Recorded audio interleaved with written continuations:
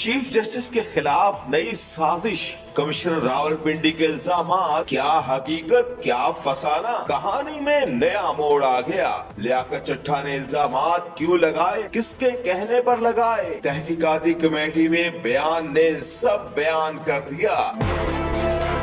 साबिक कमिश्नर रावलपिंडी लियाकत अली चड्ढा ने बयान से यू टर्न ले लिया।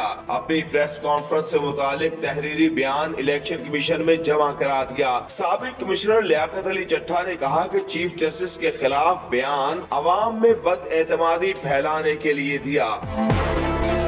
साबिक कमिश्नर ने अपने बयान में कहा है कि मैंने धांधली के लिए किसी रिटर्निंग अफसर को कोई हिदायत नहीं दी। मुझे चीफ इलेक्शन कमिश्नर की जानिब से किसी जमात को सपोर्ट करने के लिए अहकामात नहीं दिए गए।